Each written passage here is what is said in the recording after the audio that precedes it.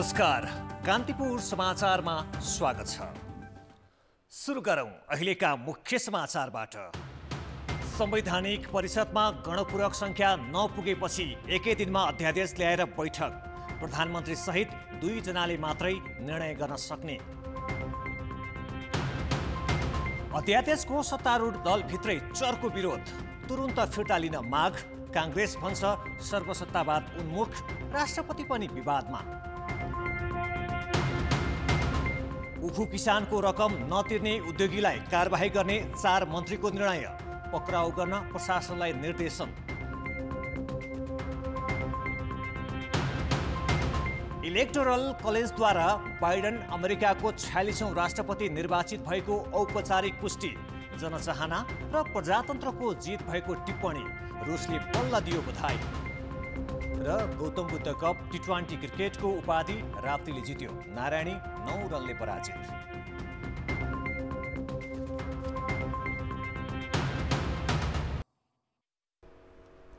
प्रधानमन्त्री केपी शर्मा ओलीले संवैधानिक निकायमा आफू अनुकूल नियुक्तिको सिफारिस गर्न सक्ने गरी अध्यादेश ल्याएको 2 घण्टामै संवैधानिक परिषदको बैठक बसालेका छन्। बैठकमा सभामुख अग्नि सापकोटा र विपक्षी दलका नेता शेरबहादुर देउवा भने अनुपस्थित भए। बिहान बोलाइएको बैठकमा देउवा सहभागी भए पनि सत्तारूढ नेकपाबाटै निर्वाचित सभामुख सापकोटा अनुपस्थित भएका थिए। सापकोटाको अनुपस्थितिमा गणपूरक संख्या नपुगेपछि बैठक बस्न सकेको थिएन। त्यसपछि प्रधानमन्त्रीले साँझ 5 बजेका लागि बैठक तय गरी मन्त्रीपरिषद बैठक राखेर अध्यादेश ल्याउने निर्णय गरेका थिए। मन्त्रीपरिषदको सिफारिस लगत्तै राष्ट्रपति विद्यादेवी भण्डारीले अध्यादेश जारी गरेकी हुन्। अध्यादेशमा संवैधानिक परिषदमा हाल बहाल सदस्यमध्ये बहुमतको उपस्थितिमा बैठक बस्न सक्ने व्यवस्था राखिएको छ। उपस्थित सदस्यको बहुमतले निर्णय गर्न सक्ने व्यवस्था गरिएको छ। यसअघि संवैधानिक परिषदमा प्रधानमन्त्री सहित 5 जना उपस्थित भए मात्र बैठकका लागि गणपूरक संख्या पुग्ने व्यवस्था थियो। नयाँ व्यवस्था अनुसार अब प्रधानमन्त्री सहित 3 सदस्य मात्र उपस्थित भए पनि बैठक बस्न सक्नेछ। तीमध्ये प्रधानमन्त्रीले 1 जना सदस्यको समर्थनमा संवैधानिक पदमा आफूले चाहेका व्यक्तिलाई नियुक्तिको सिफारिस गर्न सक्नेछन्। अध्यादेश जारी गरेपछि साँझ बसेको बैठकमा संवैधानिक निकायमा नियुक्तिको विषयमा सामान्य छलफल मात्र भएको छ। बैठकमा सहभागी राष्ट्रिय सभाका अध्यक्ष गणेश तिमिल सिन्हाले नियुक्तिको सिफारिस नगरेको बताएका छन्। राजनीतिक दाउपेच र भागभण्डाको विवादले झण्डै 1 वर्षदेखि संवैधानिक परिषदको बैठक बस्न सकेको थिएन। यही कारण 11 वटा संवैधानिक निकायमा करिब 45 पद रिक्त छन्। प्रधानमन्त्रीले यसअघि वैशाख 8 गते पनि परिषदबाट आफू अनुकूल निर्णय गर्ने गरी अध्यादेश ल्याएका थिए, तर चौतर्फी विरोध थेक्न नसकेपछि 4 दिनमै अध्यादेश फिर्ता गर्नु परेको थियो। यस संवैधानिक परिषदको बैठक सकिए लगत्तै केही बेर अघि प्रधानमन्त्री केपी शर्मा ओली राष्ट्रपति विद्यादेवी भण्डारीलाई भेट्न शीतल निवासतर्फ जानुभएको छ। यसबारेमा थप जानकारी दिनको लागि हाम्रा सहकर्मी नवराज पाण्डे शीतल निवासबाट प्रत्यक्ष सम्पर्कमा जोडिएका छन्। नवराज, प्रधानमन्त्री ओली राष्ट्रपति विद्यादेवी भण्डारीलाई भेट्न पुग्नु भएको छ, के बारेमा यो भेटघाट हो? विकास, केही समयकै मात्रै बालुवाटार प्रधानमन्त्रीको सरकारी निवास बालुवाटारमा संवैधानिक परिषदको बैठक सम्पन्न भएपछि करिब 7:40 बजे योभन्दा करिब आधी घण्टा अगाडि प्रधानमन्त्री केपी शर्मा ओली यति बेला शीतल निवासमा राष्ट्रपति विद्यादेवी भण्डारीलाई भेट्न आउनु भएको छ। हुन त आज साँझ 5 बजेदेखि करिब 7:30 सम्म बसेको संवैधानिक परिषदको बैठकले के निर्णय गर्यो, त्यहाँ के कस्ता छलफल भए, कसरी ती छलफल अघि बढे भनेर अहिलेसम्म सार्वजनिक गरिएको छैन। कुनै पनि पदाधिकारीले यस विषयमा जानकारी दिएका छैनन्। यो बैठक सकिए लगतै प्रधानमन्त्री राष्ट्रपति कार्यालयमा आइपुग्नु भएको कारणले पनि यो निकै उत्सुकताका साथ, निकै महत्त्वका साथ आजको यो उहाँहरूको यो भेटलाई लिएको छ। अहिले राष्ट्रपति भवनमा उहाँहरू यहाँ छलफलमा हुनुभएको हामी अनुमान गर्न सक्छौँ। उहाँहरूभित्र हुनुभएको हुनाले प्रधानमन्त्री यता संवैधानिक परिषदको बैठक सकिए लगतै के कारणले के सन्देश दिन वा के का लागि यहाँ आउनुभयो भन्ने खालको प्रश्न पनि अहिलेको जटिल प्रश्न बनेको छ। हुन त एउटा प्रधानमन्त्री कार्यकारी प्रमुख एउटा राष्ट्रको राष्ट्र प्रमुखलाई भेट्न आउनु अस्वाभाविक रूपमा यसलाई लिन हुँदैन। तथापि अहिलेको सन्दर्भ, अहिलेको समय र यो परिवेशको हिसाबले उहाँहरूको यो भेट, अहिलेको जुन भेटवार्ता निकै महत्त्वका साथ यसलाई लिएको छ। विकास, पक्कै पनि नवराज कि अबको 16 दिनभित्रमा संसद बैठक डाक्नुपर्ने एउटा संवैधानिक व्यवस्था पनि छ र यो बीचमा सरकारको सिफारिसमा राष्ट्रपति कार्यालयबाट आजै संवैधानिक परिषद सम्बन्धी अध्यादेश जारी गरिएको छ र आजै बैठक पनि बसिसकेको छ। यो पृष्ठभूमिमा प्रधानमन्त्री राष्ट्रपति कार्यालय पुग्नुलाई के अर्थमा बुझ्न सक्छौँ? विकास यो विषयमा अलिकति आज बिहानैदेखिको पृष्ठभूमिलाई अलिकति जोड्नुपर्छ होला। आज बिहान जसरी संवैधानिक परिषदको बैठक बिहान 9 बजे बोलाइएको थियो, त्यसमा संवैधानिक परिषदमा सदस्य रहने 6 सदस्य मध्ये अहिले उपसभामुख चयन नभएका कारण 5 जना मात्रै सदस्य रहेका छन्। त्यो मध्ये पनि आज प्रमुख प्रतिपक्षी दलका नेता सहित अन्य 3 जना बैठकमा सहभागी भएका थिए। यही बीच सभामुख अग्निप्रसाद सापकोटा आजको बैठकमा सहभागी नहुनु भएपछि त्यस लगत्तै बसेको मन्त्री परिषद बैठकले संवैधानिक परिषदको काम, कर्तव्य र अधिकार सम्बन्धी अध्यादेश जारी गरेको छ। त्यसलाई जति छिटो सरकारले मन्त्री परिषदबाट जसरी त्यो अध्यादेश सिफारिस गरियो त्यति नै छिटो राष्ट्रपति कार्यालयबाट त्यसलाई जारी पनि गरिएको छ।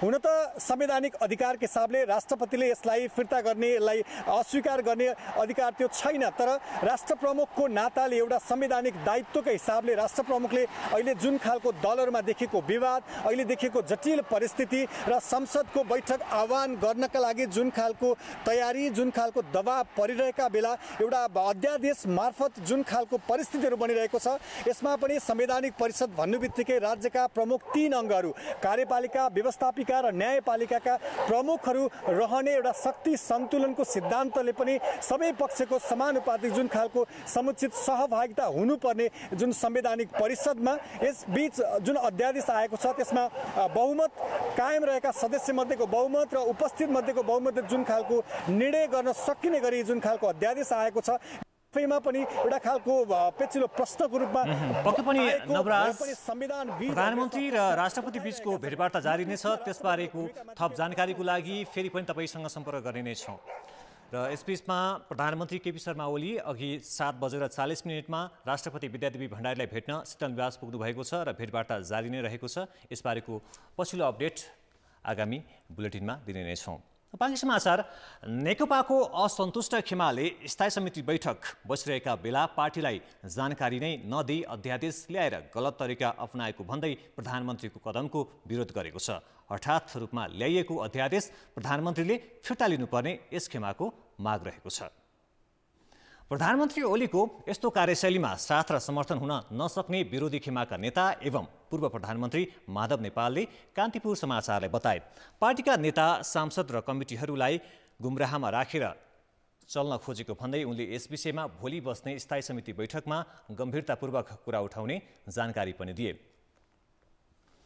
यसैगरी अर्का नेता झलनाथ खनालले पनि कुन उद्देश्य र औचित्यका साथ अध्यादेश ल्याइएको हो भन्ने नै प्रश्न नभएकाले भोलि बस्ने बैठकमा मुख्य विषय नै यही हुने जानकारी दिए। अध्यादेश जारी भए लगत्तै नेकपाका विरोधी खेमाका नेताहरू खुमलटार स्थित अर्का अध्यक्ष पुष्पकमल दाहालको निवासमा भेला भएका थिए। उनीहरूले अध्यादेशको विपक्षमा उभिने निर्णय गरेका छन्। सभामुख अग्नि सापकोटाले बैठकको पूर्व तयारी, आपसी परामर्श र समन्वय नभएका कारण संवैधानिक परिषद बैठकमा नगएको प्रश्न पारेका छन्। सभामुखका तर्फबाट उनको सचिवालयले विज्ञप्ति जारी गर्दै राज्य सञ्चालनमा दीर्घकालीन एवं दूरगामी महत्त्व राख्ने निर्णयमा संवैधानिक परिषदका सदस्यहरूबीच पर्याप्त गृहकार्य र समन्वय हुनुपर्नेमा जोड दिएका छन्। विज्ञप्तिमा संवैधानिक परिषद बैठक बोलाउँदा संविधान, विधिको शासन, शक्ति पृथकीकरण र सन्तुलनको सिद्धान्तलाई ख्याल नगरेको उल्लेख गरिएको छ। अध्यादेश प्रकरणमा भने सभामुखको विज्ञप्ति मौन छ। मङ्सिर 28 गतेको बैठकमा पूर्व निर्धारित कार्यव्यस्तताको कारण जान नसकेको दाबी सभामुखले गरेका छन्। यसैबीच प्रमुख प्रतिपक्ष नेपाली कांग्रेसले संवैधानिक परिषद सम्बन्धी अध्यादेशप्रति आपत्ति जनाउँदै राष्ट्रपति र प्रधानमन्त्रीको कदम सर्वसत्तावाद उन्मुख भएको भनेको छ। सरकारको सिफारिसमा राष्ट्रपतिले अध्यादेश जारी गरे लगत्तै कांग्रेस नेताहरूले यसलाई लोकतन्त्र विरोधी कदम भनेर प्रतिक्रिया दिएका छन्। अध्यादेशको विरोधमा प्रमुख प्रतिपक्षी दलका नेता शेरबहादुर देउवाले संवैधानिक परिषदको आजै साँझ बसेको बैठक बहिष्कार गरे। कांग्रेस नेताहरूले सामाजिक सञ्जाल ट्विटरमा समेत अचानक जारी भएको अध्यादेशलाई सर्वसत्तावादी र अधिनायकवादी काम भन्दै स्वीकार्य नहुने उल्लेख गरेका छन्।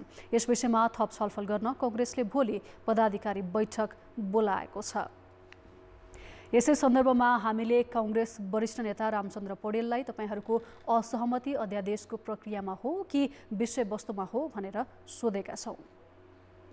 यो संसदको नियमले पनि अब चाहिँ 6 महिनाभित्रमा बस्नै पर्ने अनिवार्य नियमले पनि अब चाहिँ 10-15 दिनपछि संसद बस्नै पर्ने छ र हामीले संसद तुरुन्त बोलाइयोस्, राष्ट्रका जल्दाबल्दा समस्याहरूको समाधान छलफल गर्नु छ र चाहिँ संसदको आवश्यकता छ भनेर हामीले भनिरहेको बेलामा अहिले जो अध्यादेश जारी गर्ने काम आज अपरझट हतारमा गरियो, यो कुनै पनि गलत के सही नियतबाट भएको छैन र चाहिँ एउटा कुत्सित नियतबाट भएको छ र म यो चाहिँ संवैधानिक परिषदको मर्म र भावना विपरीत यो जुन अध्यादेश जारी गरेर आफ्ना अनुकूलका मान्छे के अरे भर्नको लागि आफूलाई अनुकूल बनाउने गरी जुन अध्यादेश प्रधानमन्त्रीले राष्ट्रपतिद्वारा जारी गराउनु भयो र यो चाहिँ अत्यन्त नै निन्दनीय छ र म यसको घोर विरोध गर्दछु। आज बिहान भएको बैठकमा बिहान चाहिँ कांग्रेस सभापति देउबा जानुभयो र अहिले साँझको बैठकमा चाहिँ नजाने भन्दै यो अध्यादेशलाई लिएर आपत्ति जनाउनु भएको छ। यसलाई चाहिँ कसरी लिने? उहाँलाई चाहिँ पनि अपरझट लाग्यो होला। अब उहाँले चाहिँ उहाँसँग सल्लाह नगरिकन अहिले प्रधानमन्त्रीले चाहिँ आफ्नो चाहिँ खुसीले यो अध्यादेश जारी गर्न चाहिँ अगाडि बढ्नु भएको कुराले पनि उहाँलाई चाहिँ चित्त बुझेन होला र हामीलाई चित्त बुझ्दैन र यो गलत भइरहेको छ र जुन काम यहाँ एकाएक चाहिँ एउटा चाहिँ अपारदर्शी ढङ्गले गर्न खोजिएको छ यसले मुलुकलाई फेरि पनि निरङ्कुशता र चाहिँ फेरि सर्वसत्तावादतिर लाने एउटा अर्को कदम हो भनेर मैले यसलाई लिएको छु। बिल्कुलै यो चाहिँ यसको चाहिँ विरोध हामी गर्छौँ र म त भन्छु कि यो संसद तुरुन्त बोलाएर यसलाई अध्यादेशलाई खारेज गराउनु पर्छ र हामी यसको विरुद्धमा कडा प्रतिक्रिया हामीले चाहिँ त्यही दिन्छौँ र सदन तुरन्त आकस्मिक सदन बोलाउने एउटा अभियान चलाएर पार्टीहरूले यसलाई चाहिँ खारेज गराउनुपर्छ। यो बीचमा नेपाली कांग्रेस जो तपाईहरूले चाहिँ सडकबाट र आफ्ना विभिन्न फोरमहरूबाट चाहिँ संसद डाक्नको लागि सरकारसँग माग गरिरहेको अवस्थामा पृष्ठभूमिमा र संवैधानिक परिषदमा पनि तपाईको कोरम नपुगिरहेको पृष्ठभूमिमा मन्त्री परिषदको सिफारिसमा राष्ट्रपति विद्यादेवी भण्डारीले जुन यो अध्यादेश जारी गर्नुभएको छ, राष्ट्रपतिको यो कामलाई यो कदमलाई चाहिँ तपाईले नेपाली कांग्रेसले कसरी लिन्छ? राष्ट्रपति त प्रधानमन्त्रीकै अनुकूलमा मात्रै चल्नु भएको राष्ट्रपति देखिनु भयो। राष्ट्रपति राष्ट्रको पति जस्तो उहाँले चाहिँ आफ्नो गरिमालाई राखेको पनि देखिएन। यति चाँडै यस्ता अध्यादेशहरू बिना कन्सल्टेन्स बिना सरसल्लाह बिना चाहिँ सबैतिर नबुझिकन गुपचुपमै उहाँले सट्टै चाहिँ यो अध्यादेश जारी गर्न जसरी चाहिँ मन्जुरी दिएर सही गर्नुभयो त्यो राष्ट्रपतिले आफ्नो गरिमा राख्नु भएको छैन। नेकपा भित्रको राजनीतिक किचलोको प्रभाव संवैधानिक परिषदमा मात्र परेको छैन। संवैधानिक संस्थाहरू नै एकपछि अर्को गरी विवादमा परेका छन्। प्रधानमन्त्री केपी शर्मा ओलीको सिफारिसमा राष्ट्रपति विद्या भण्डारीले आकस्मिक रूपमा अध्यादेश जारी गरेपछि त्यसको वैधानिकतामै प्रश्न उठेको छ। मंगलबार 81 संवैधानिक परिषदको काम कर्तव्य र अधिकार सम्बन्धी ऐन संशोधन गर्न अध्यादेश जारी भएपछि यसको वैधता र सरकारको राजनैतिक इमानदारितामा प्रश्न उठेको छ। अध्यादेश नेकपाको आन्तरिक किचलोको परिणाम हो भन्ने बुझ्न कठिन छैन, तर दलीय र गुटगत स्वार्थको घटनामा संवैधानिक परिषद, संवैधानिक संस्था र त्यसका काम कारबाहीलाई पारिएको छ। प्रधानमन्त्री ओलीले आफ्नो प्रभुत्व जमाउनका लागि अध्यादेशको दुरुपयोग गरेको आरोप नेकपाकै नेताहरूले लगाएका छन्। प्रधानमन्त्रीजीको पहलमा यो जारी गरिएको अध्यादेश संविधानको भावना र मर्म विपरीत छ, लोकतन्त्रको मान्यता विपरीत छ र स्वयं सरकारको नेतृत्व गर्ने नेपाल कम्युनिस्ट पार्टीले जसरी विगतदेखि संवैधानिक परिषदलाई स्वतन्त्र निष्पक्ष रूपमा काम गर्ने वातावरण दिनुपर्छ भनेर जुन मान्यता राख्दै आएको थियो त्यो मान्यताको विरुद्धमा छ र त्यसबाहेक संसदको बैठक बोलाउनु पर्ने समय अगाडि आइरहेको बेला, पार्टीको थाई कमिटीको बैठक जारी रहेको बेला जसरी प्रधानमन्त्रीले यो अध्यादेश जारी गराउनु भएको छ यो स्वेच्छाचारी पूर्ण काम हो। अध्यादेश तुरुन्त फिर्ता लिनुपर्छ र यसरी लोकतन्त्रका मूल्य मान्यता र संविधानमाथिको प्रहारलाई रोक्नुपर्छ। उपसभामुखको चयन हुन नसकेकाले 6 सदस्यीय संवैधानिक परिषदमा अहिले 5 जना मात्रै छन्। त्यसमा पनि प्रमुख प्रतिपक्षी दलका नेता र सभामुखको अनुपस्थितिमै बैठक बस्ने र 2 सदस्यको मत मिल्दा निर्णय गर्न सक्ने अध्यादेश ल्याउँदा त्यो संविधानको व्यवस्था र भावना अनुसार नहुने संविधानविद बताउँछन्।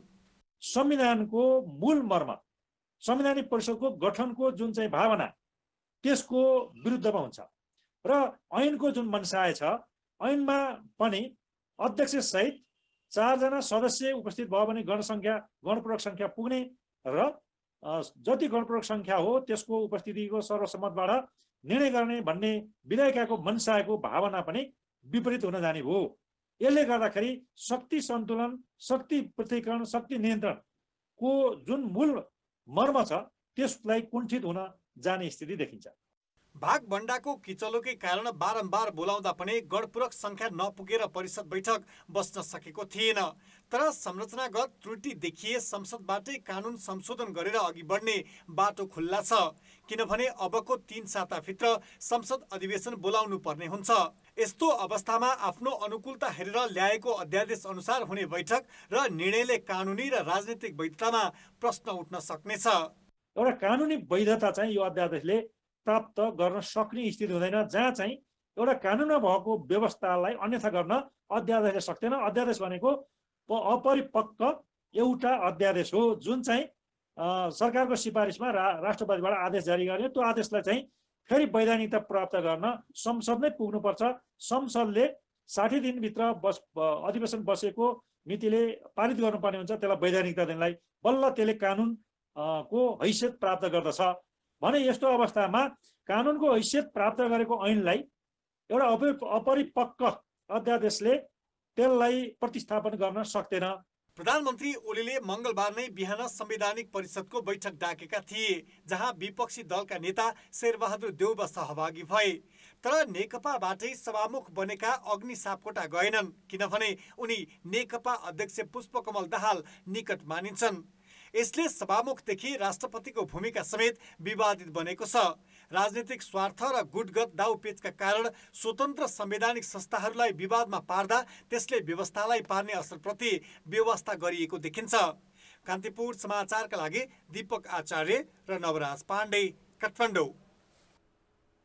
विवादित अध्यादेश मन्त्रिपरिषदको सिफारिस लगत्तै राष्ट्रपतिले जारी गर्नु कति उचित हो? यस विषयमा पूर्व राष्ट्रपति रामवरण यादवका तत्कालीन कानुनी सल्लाहकार सूर्य ढुङ्गेल यसो भन्छन्। होइन, यो ज्यादै अस्वाभाविक छ। अझ यो के भने राष्ट्रपतिज्यूको, सम्मानित राष्ट्रपतिज्यूको जुन जिम्मेवारी हो, यस्ता किसिमको पहिला यो तत्काल यो अपरजट गर्ने कुरा केही एउटा अपवाद बाहेक मैले लाग्छ पूर्व राष्ट्रपतिजीको कालमा यस्ता किसिमको विवादास्पद स्थितिमा कुनै पनि कार्य भएको थिएन। केही अपवाद भने मैले जस्तो लोकमान सिंहको नियुक्तिको कन्टेक्स्टमा होला, अब यो के भने अब त्यो बेलाको सिचुएसनले संविधान निर्माण गर्दाखेरिको अवस्था थियो। यस्ता किसिमका मलाई लाग्छ यो विश्वव्यापी र हाम्रो अध्यादेश जारी गर्ने जुन एउटा सिस्टम छ, प्रणाली छ, संसद नभएको अवस्थामा, जबकि संसद बोलाइसक्नु पर्ने अवस्था थियो, नभएको अवस्थामा अध्यादेश ल्याएर र गलत ढङ्गबाट मिटिङ कल गरिसकेपछि, संविधान सभाको बैठक कल गरिसकेपछि जुन प्रक्रियाबाट कल गरिएको हो त्यो प्रक्रिया अनुसार मिटिङ नबस्न भएपछि अध्यादेश जारी गरेर संशोधन गरेर मिटिङ सम्बन्धी सम्पूर्ण त्यसको निर्णय प्रक्रिया सम्बन्धी जुन व्यवस्था छ, संवैधानिक र कानुनी व्यवस्था छ, त्यसकोलाई अब मूल्याङ्कन गरेर यसलाई चाहिँ के छ भने बदनियतपूर्ण ढङ्गबाट यो कल गरिएको जुन अहिलेको संविधान परिषद जुन छ र यस्तो स्थितिमा संविधान परिषद अन्तर्गत संविधान परिषदको सिफारिसमा हुने नियुक्तिहरू जति पनि हुन्छन् आज बसेको बैठकले, जसमा मैले सुनेको छु प्रधान न्यायाधीश स्वयं पनि हुनुहुन्छ, उहाँले जनसंवैधानिकताको प्रश्नमा उहाँले विचार गर्नुपर्ने हो यसको वैधानिकतामा।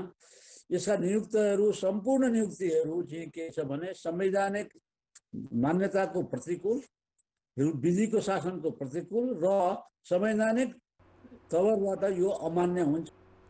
आज जारी गरिएको अध्यादेश र त्यस लगत्तै बसेको संवैधानिक परिषद बैठकको वैधानिकता के हुन्छ भनेर हामीले संविधानविद भीमार्जुन आचार्यलाई सोधेका छौँ।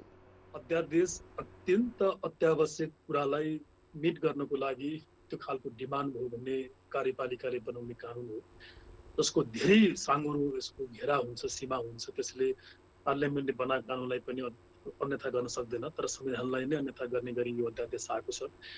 संविधानमा जुन 6 जनाको संरचना परिकल्पना गरिएको थियो, अब 3 जना मात्रै भए बैठकको गणपूरक संख्या पुग्ने, अनि त्यसको पनि सहमति हुन सकेन भने बहुमतले निर्णय गर्न सक्ने भनिसकेपछि संविधानले जुन स्किममा संवैधानिक निकायको पदाधिकारी राज्यका प्रमुख अङ्गको सहभागितामा होस् अनि त्यो नियुक्तिको सिफारिसमा राज्यका प्रमुख अङ्गहरूले आफ्नो स्वामित्व ग्रहण गर्न सकुन् भन्ने जुन खालको अभिप्राय राखेको थियो सायद त्यो चिज पनि आजको अध्यादेशले भङ्ग गरिदिएको छ। अनि तेस्रो असाध्यै एउटा गम्भीर प्रश्न चाहिँ एकपटक आफैले खारेज गरेको अध्यादेशलाई राष्ट्रपतिले जसरी आज लागू गर्नुभयो, मेरो विचारमा उहाँले संविधानका सीमाहरू र राष्ट्रपतिको पदको गरिमालाई पनि उहाँले अझै बिर्से जस्तो लाग्यो। त्यसैले समष्टिमा यसलाई हामी संविधानमाथिको जालसाजीपूर्ण कार्य भन्छौँ, फ्रड अन द कन्स्टिट्युसन, र कार्यपालिकाले गरेको यो कामलाई टलरेबल एक्सर्साइज अफ पावर भनेर भनिन्छ। यसलाई संविधानको दायरा, संविधानको दृष्टिकोणमा मान्यता दिन स्वीकार्न चाहिँ गाह्रो हुन्छ। के देखिन्छ भने कि एउटा नियतले एउटा योजनामा अध्यादेश जारी गरेर संवैधानिक निकायका रिक्त पदहरू नियुक्ति गर्न थालिएको छ। अब त्यो नियुक्ति भइसकेपछि भोलि अध्यादेश संसदले स्वीकार गरेन भने पनि त्यो नियुक्ति स्वतः बदर हुँदैन कि त्यसलाई न्यायपालिकाले बदर गर्नु पर्यो, कसैले यसलाई च्यालेन्ज गर्यो भने अन्यथा बदर हुँदैन। अब न्यायपालिकाको सवालमा पनि अब स्वयं प्रधान न्यायाधीश यदि यो बैठकमा भाग लिएर त्यो निर्णयमा उनी सहभागी भए भने अब भोलि त्यो मुद्दाको रूपमा अदालतमा उठ्दाखेरि स्वयं न्यायालयले निष्पक्ष रूपमा यसमाथि न्याय सम्पादन गर्न सक्छ कि सक्दैन भन्ने खालको गम्भीर प्रश्न हुन्छ। भन्दा आज यो घटनाले एकैपटक संसदको सार्वभौमिकतामाथि प्रश्न उठ्ने, राष्ट्रपतिको औचित्य र त्यो संस्थाको गरिमामाथि प्रश्न उठ्ने र एक हिसाबले न्यायालय पनि अब यो एउटा यो विवादमा प्रवेश गर्ने, यी धेरै कुराहरू मलाई लाग्छ एक साथीले निम्ताएको हुनाले आजको डरलाग्दो विषय भनेको भोलि सदनले यो कुरालाई स्वीकार गरेन भने पनि यसले गरेको काम न्यायालयले अन्यथा प्रमाणित नगरेसम्म बदर नहुने भएको कारणले गर्दा त्यो डरलाग्दो परिवेशमा त्यो टर्माइलमा चाहिँ मुलुक जाने खतरा चाहिँ म देख्छु। नेकपाको दाहाल नेपाल समूहले आज विराटनगरमा गुटगत भेला गरेको छ। नेपाल कम्युनिस्ट पार्टी नेकपा सम्बद्ध युवा विद्यार्थी आयोजक रहेको भेलामा पार्टी अध्यक्ष प्रधानमन्त्री केपी शर्मा ओलीको चर्को आलोचना भएको छ। सहभागीहरूले ओलीले पार्टी फुटाउन चाहेको आरोप लगाएका छन्।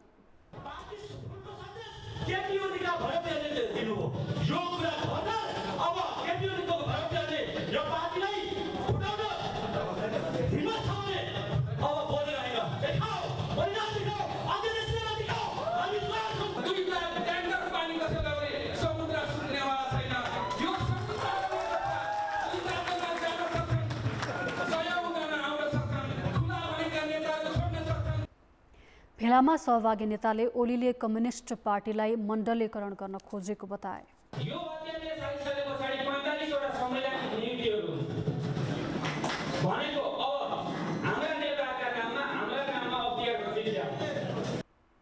कार्यक्रमका वक्ताहरूले 2/3 सरकार गठन भएको 3 वर्ष बितिसक्दा पनि सरकारले जनतासँग गरेका वाचा पूरा गर्न नसकेको, कोरोना भाइरस संक्रमितलाई बेवास्ता गरेका कारण सर्वसाधारण मृत्युवरण गर्न बाध्य भएको बताएका थिए। कोरोना भाइरस संक्रमितको संख्या 2,50,000 नागेको छ। पछिल्लो 24 घण्टामा 936 संक्रमित थपिएका छन्। 7,117 जनाको नमुना परीक्षण गर्दा थपिएका संक्रमितमध्ये 438 जना काठमाडौँ उपत्यकाका हुन्। अहिलेसम्म संक्रमितको संख्या 2,50,180 पुगेको छ। तीमध्ये आज 1996 जना संक्रमण मुक्त भएपछि निको हुनेको संख्या 2,38,500 नागेको छ। यस्तै संक्रमणका कारण मृत्यु हुनेको संख्या आज 14 थपिएर 1,730 पुगेको छ। 9,881 सक्रिय संक्रमितमध्ये 321 जना आइसियु र 48 जना भेन्टिलेटरमा तथा 6,100 घरमै छन्।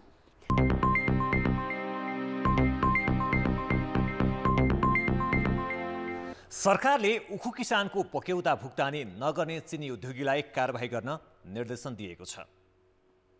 गृहमन्त्री रामबहादुर थापा, उद्योग मन्त्री लेखराज भट्ट, कृषि मन्त्री घनश्याम भुषाल र संघीय मामिला तथा सामान्य प्रशासन मन्त्री हृदय त्रिपाठीको आज गृह मन्त्रालयमा बसेको बैठकले मातहतका निकायलाई निर्देशन दिएको हो। बैठकमा ती मन्त्रालयका सचिव र प्रहरीका उच्च अधिकृत पनि सहभागी थिए। गृह मन्त्रालयका प्रवक्ता चक्रबहादुर बुढाले भुक्तानी नदिने उद्योगीलाई ठगीको अभियोगमा कारबाही गर्ने निर्णय अनुसार पक्राउ गर्न सम्बन्धित जिल्ला प्रशासन कार्यालयलाई निर्देशन दिइसकेको जानकारी दिए। उद्योगीले 4 वर्षदेखिको बक्यौता भुक्तानी नगरेकाले विभिन्न जिल्लाका किसान आइतबारदेखि माइती घरमा धरना बसिरहेका छन्। भुक्तानी पाउने सुनिश्चितता नभएको कारण देखाएर उनीहरूले सरकारसँग वार्तामा बस्न मानेका छैनन्। किसानका प्रतिनिधि अनुपस्थित भएकैले उद्योग मन्त्रालयमा आज हुने भनिएको वार्ता हुन सकेन।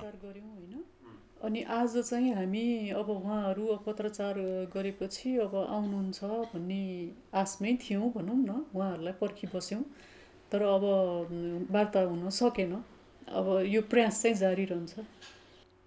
मन्त्रालयले 1 वर्ष अघि बक्यौता रकम 15 दिनभित्र भुक्तानी दिलाउने सहमति गरे पनि कार्यान्वयन नभएकाले किसानले वार्तालाई प्राथमिकता नदिएका हुन्। 4वटा चिनी उद्योगले 20,000 भन्दा बढी किसानको करिब 90 करोड बक्यौता भुक्तानी दिन बाँकी छ। शेयर बजार मापन गर्ने परिसूचक 5.7 अङ्कले घटेको छ। सुरुमा 33 अङ्कले बढेर 2100 अङ्कमा पुगेको परिसूचक अन्तिममा घटेर 2061.4 अङ्क कायम भएको हो। जीवन बिमा, लघुवित्त र वाणिज्य बैंक बाहेकका 9वटा समूहले परिसूचक घटाएका हुन्। उत्पादनमूलक समूहको परिसूचक सबैभन्दा धेरै 115 अङ्कले घटेको छ। यस्तै निर्जीवन बिमा समूहको परिसूचक 82, व्यापार समूहको 54, विकास बैंकको 24 र जलविद्युत समूहको परिसूचक 18.6 अङ्कले घटेको छ।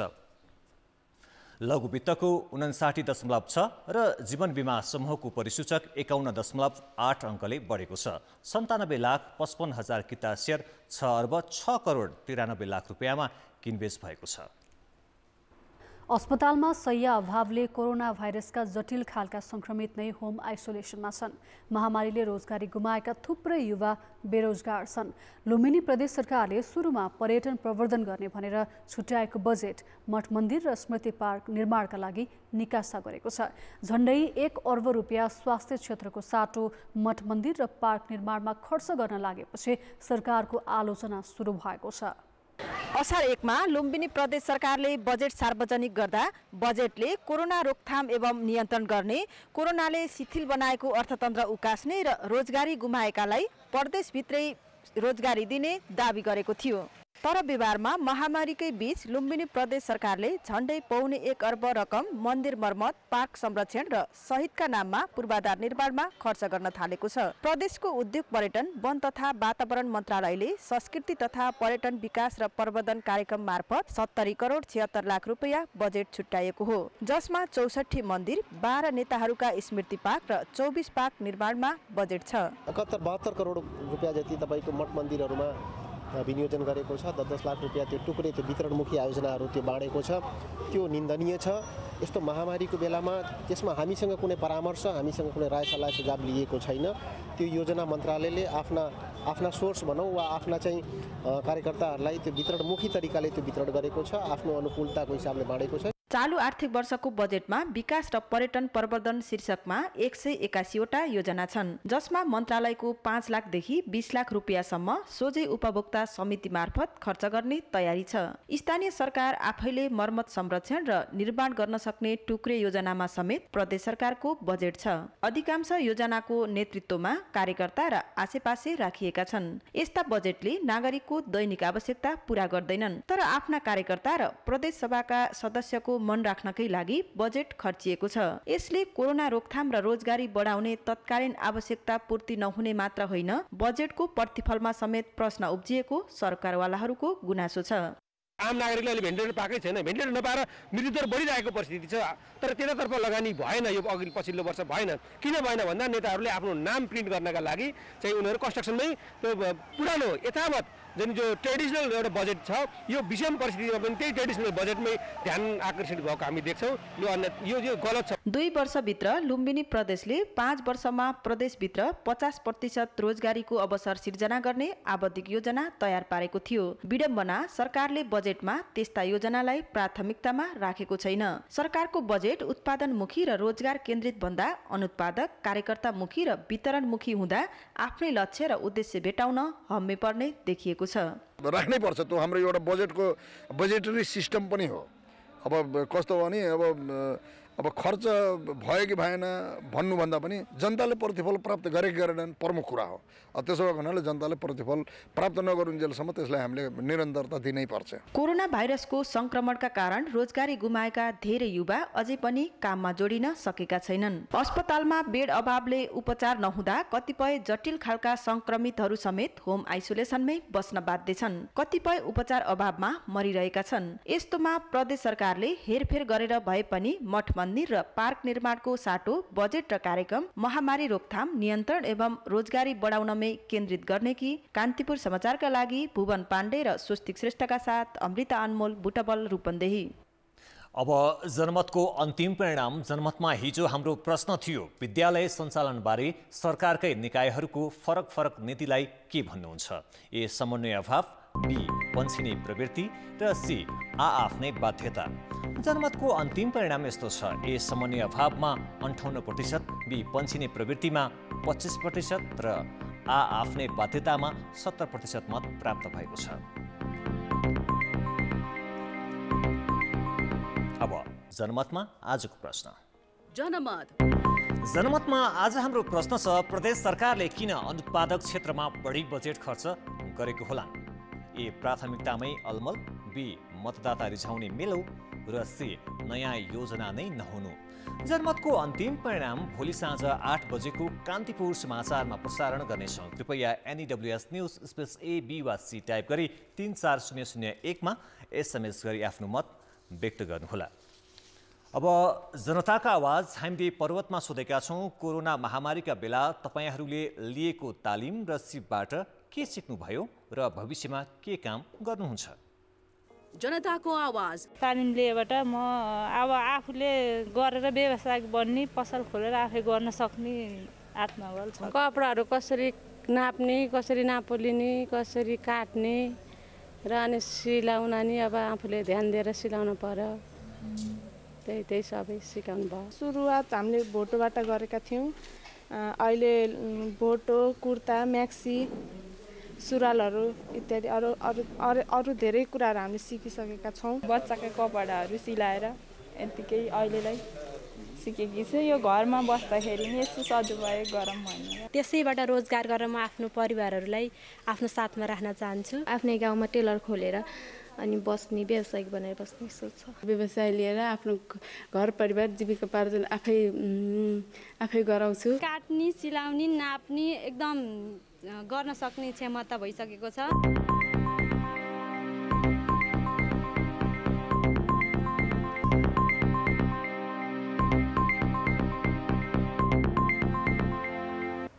नमस्कार, कान्तिपुर खेलकुद समाचारमा स्वागत छ। Gautam Buddha cup T20 cricket प्रतियोगिताको पहिलो च्याम्पियन राप्ती बनेको छ। भरतपुरमा निर्माणाधीन गौतम बुद्ध अन्तर्राष्ट्रिय क्रिकेट रङ्गशालाको नमुना मैदानमा भएको फाइनल खेलमा राप्तीले नारायणीलाई 9 रनले हरायो। राप्तीले अपराजित रहँदै उपाधि उचालेको हो। टस हारेर पहिले ब्याटिङ गरेको राप्तीले निर्धारित 20 ओभरमा 8 विकेट गुमाई 143 रन बनाएको थियो। बलियो सुरुवात गरेको उसका लागि ओपनर कुशल भुर्तेल र अमित श्रेष्ठले 51 रनको साझेदारी गरेका थिए। कुशलले 42 रन बनाउँदा विनोद भण्डारीले 33 र सुमित महर्जनले 25 रनको योगदान गरे। बलिङतर्फ साहब आलमले 3, सुसन भारीले 2 तथा करण केसीले 1 विकेट लिए। 144 रनको लक्ष्य पछ्याएको नारायणी 9 विकेट गुमाई 134 रनमा समेटियो। 6 रनमा ओपनर राजु रिजललाई गुमाएको नारायणीका लागि अर्का ओपनर रित गौतम र ईशान पाण्डेले 51 रनको साझेदारी गरेका थिए। आरिफ शेखले 48 रनको महत्त्वपूर्ण पारी खेले पनि टिमको हार भने टार्न सकेनन्। राप्तीका लागि अविनाश बोहराले 3, भुवन कार्कीले 2, जितेन्द्र मुखिया र कमल सिंह ऐरीले समान 1-1 विकेट लिए। अविनाश बोहरा प्रतियोगिताकै उत्कृष्ट खेलाडी घोषित भए। यस्तै बलर करण केसी र ब्याट्सम्यानमा कुशल भुर्तेल उत्कृष्ट घोषित भए। यस्तै इमर्जिङ प्लेयर साहब आलम घोषित भए। ए लाइसेन्सका लागि युथ लेभलका प्रतियोगिता र आफ्नै एकाडेमी हुनुपर्ने न्यूनतम मापदण्ड एसियाली फुटबल महासङ्घ AFCले कार्यान्वयन गरेपछि नेपाली क्लबहरू पनि त्यसका लागि तयार हुन थालेका छन्। सशस्त्र प्रहरी बल APFले युथ कार्यक्रमको पहिलो खुड्किलो मानिने एकाडेमी आगामी वर्षबाट सञ्चालन गर्दैछ भने अन्य क्लब पनि प्रक्रियामा छन्। एएफसीका क्लब प्रतियोगिता खेल्न ए लाइसेन्स अनिवार्य भएपछि नेपाली फुटबल क्लबहरू अहिले कसरी त्यो मापदण्ड पुरा गर्ने भन्ने ध्यानमा छन्। एकाडेमीमा खेलाडीले कम उमेरमै अनुशासन अभ्याससँगै प्राविधिक कुरा सिक्न पाउँछ। त्यसैले खेलकुदको व्यावसायिक खुड्किलो एकाडेमीबाटै सुरु हुने मानिन्छ। मैदानमा बाहिरका खेलाडी भन्दा एकाडेमीका खेलाडी अब्बल देखिनुको कारण पनि त्यही हो।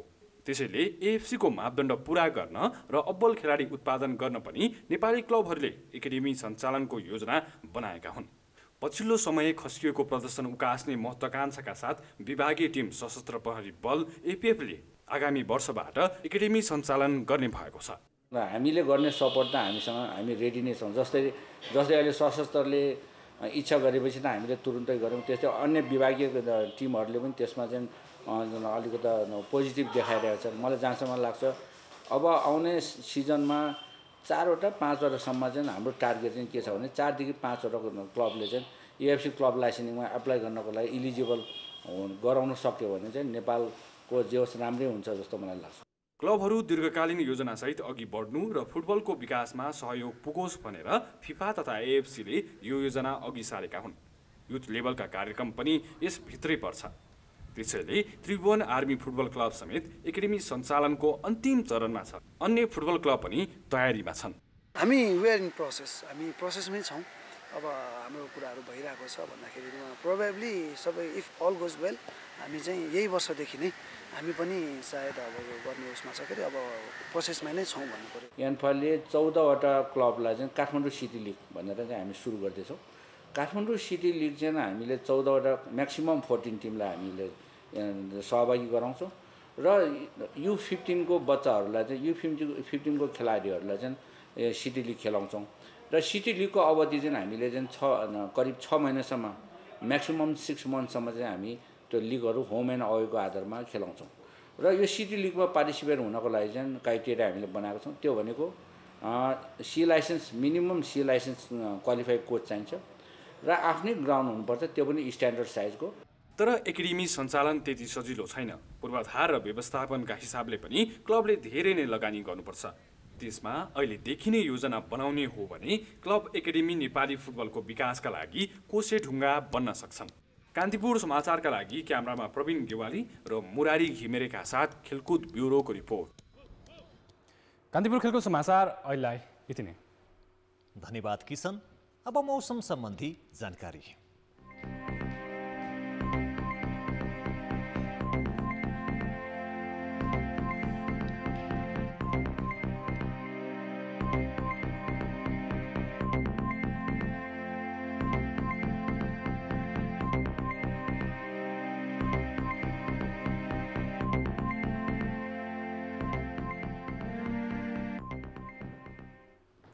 अन्त्यमा मुख्य समाचार फेरि एकपटक। संवैधानिक परिषदमा गणपूरक संख्या नपुगेपछि एकै दिनमा अध्यादेश ल्याएर बैठक। प्रधानमन्त्री सहित 2 जनाले मात्रै निर्णय गर्न सक्ने। अध्यादेशको सत्तारूढ दलभित्रै चर्को विरोध। तुरुन्त फिर्ता लिन माग। काङ्ग्रेस भन्छ सर्वसत्तावाद उन्मुख। राष्ट्रपति पनि विवादमा। उखु किसानको रकम नतिर्ने उद्योगीलाई कारबाही गर्ने 4 मन्त्रीको निर्णय। पक्राउ गर्न प्रशासनलाई निर्देशन।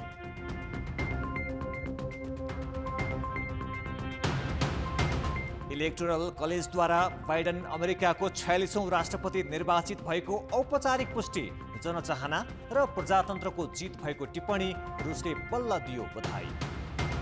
र गौतम बुद्ध कप T20 क्रिकेटको उपाधि राप्तीले जित्यो। नारायणी 9 रनले पराजित।